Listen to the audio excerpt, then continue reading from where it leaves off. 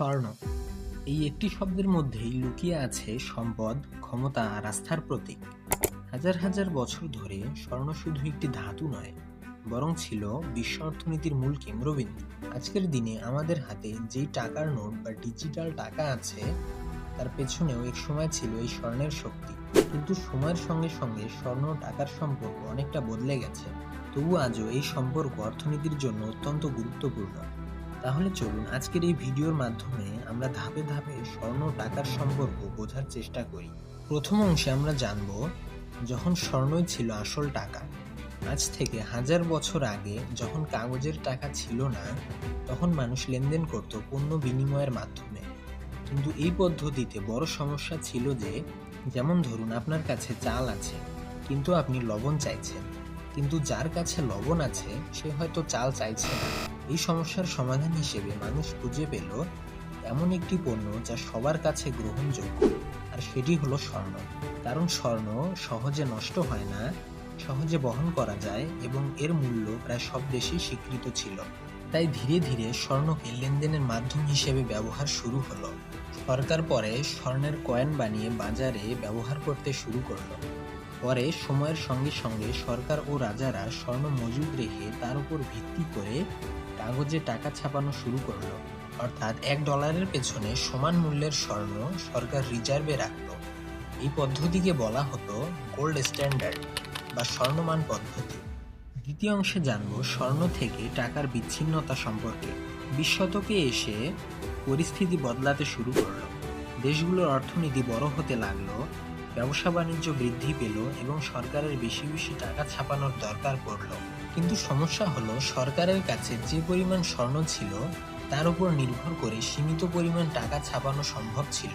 অর্থাৎ যদি বেশি টাকা ছাপানোর দরকার হতো, ততটা স্বর্ণ মজুদ রাখতে হতো।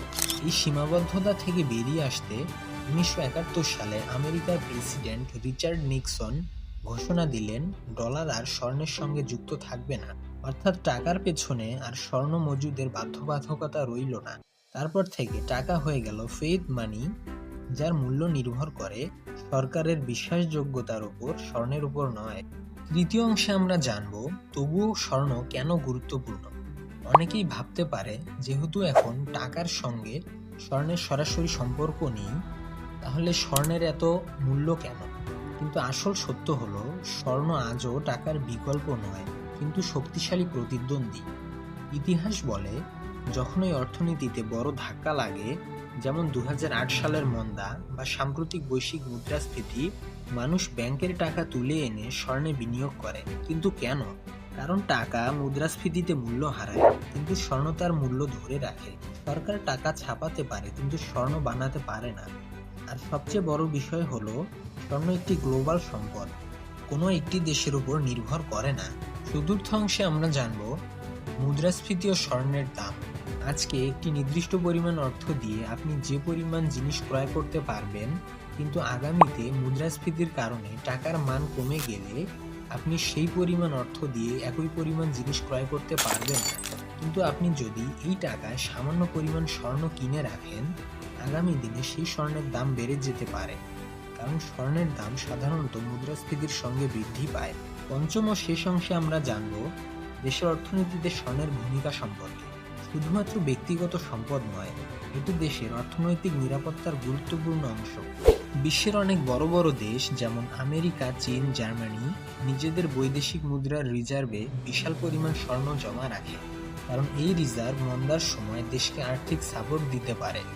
স্বর্ণ ও টাকার সম্পর্ক হয়তো আগের মতো সরাসরি নেই, কিন্তু তারা একে অপরের সঙ্গে গভীরভাবে যুক্ত।